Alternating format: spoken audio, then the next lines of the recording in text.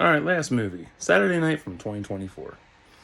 So this one I had seen snippets of because Beck rented it, and I watched a little bit of it, and then I was like, oh, whatever.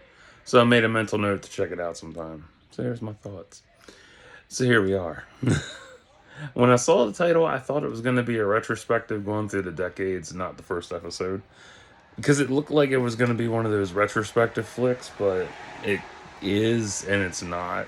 It is because it follows the build up to the first episode, and then it goes into it ends from there. I thought it was going to cover the decades and shit and the interchanging casts, but oh well.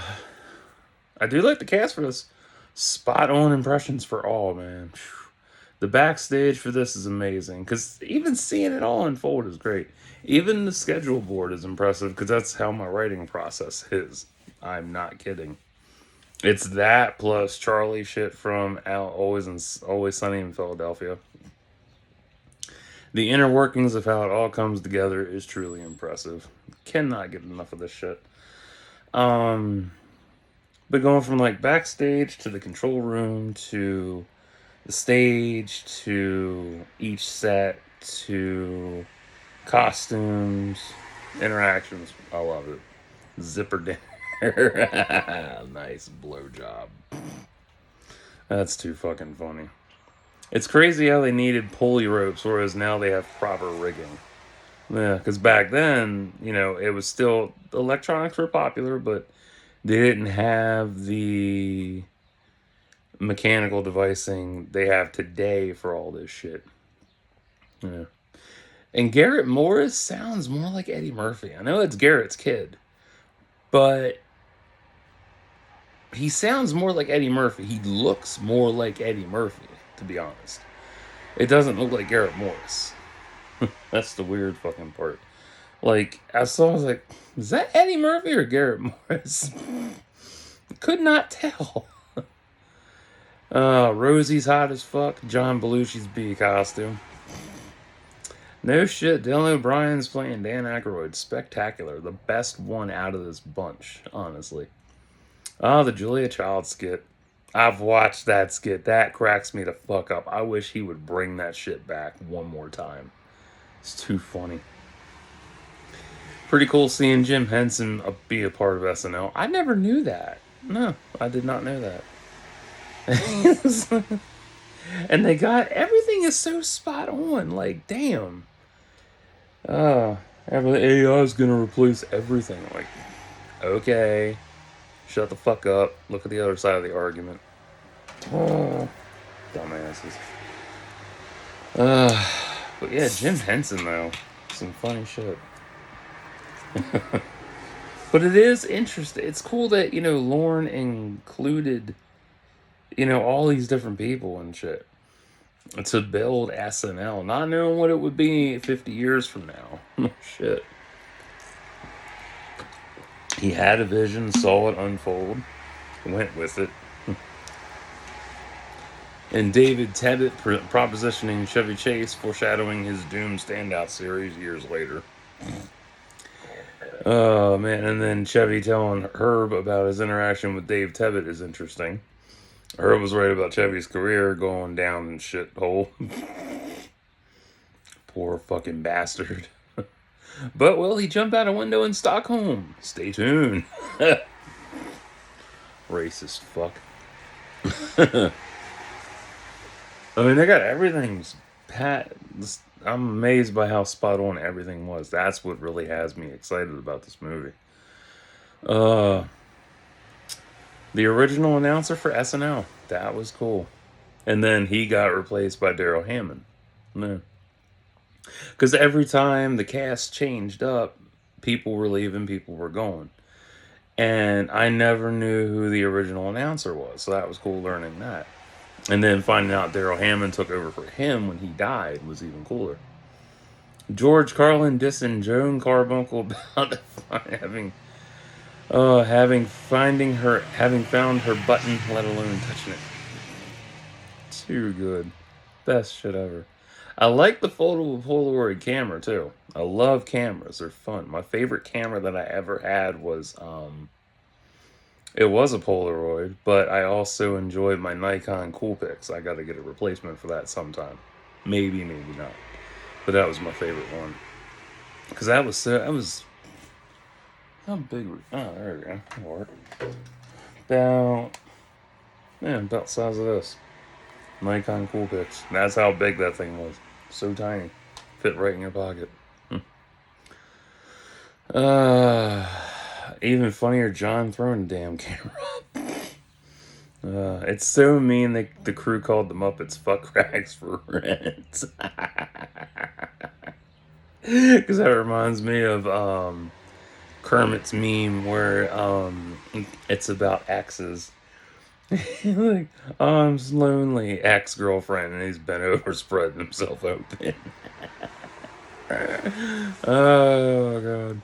Neil's Bake, J.K. Simmons as Milton Berle is good. Same for Willem Dafoe as Dave Tebbutt. Damn. You can tell Willem was having a good time. Like shit.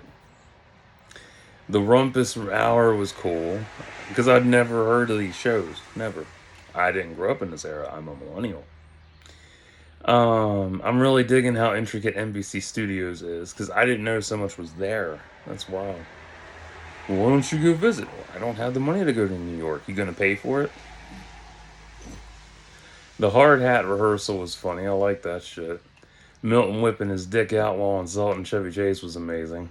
That poor motherfucker got put in his place. I loved it. I love the toga transformation. That shit's cool. And that would happen again with Ghostbusters Afterlife. That was cool. I like that transformation shit. Like that's cool as hell. Cause that got incorporated so much for plays, it got incorporated for movies, TV shows. It's smart. It's easy and simple shit. And the crunch time for cutting sketches is rough. It always is. I've had to do that with a lot of my stories. Man, I've cut out a lot of stuff. I've even cut out stories completely because I didn't feel like writing them, or I lost inspiration, or the plot for it escaped me completely. So, yeah. Let's see. And I've seen a few of the cut sketches from recent years too. They were all right. It is a hell of a gamble for 1975, giving SNL the green light, hoping it'll fail. That's fucked up. That's really fucked up. Hoping that it'll fail because it's a gamble and you don't know what to expect with a bunch of 20 somethings. That's wild. Jim Henson was right about puppetry on grown up TV. Oh, yeah. Crank Yankers, The Happy Time Murders, Dinosaurs, Dark Crystal, Greg the Bunny, Triumph the Insult Comic Dog, and more. And Dark Crystal was right around the corner, too. That's fucked up. Not in a good way, just not in a bad way, but in a good way. Like, that's really fucked up. Like, because Dark Crystal didn't come out for 8 years. Yeah, 83. And then 3 years after that, you'd have Labyrinth.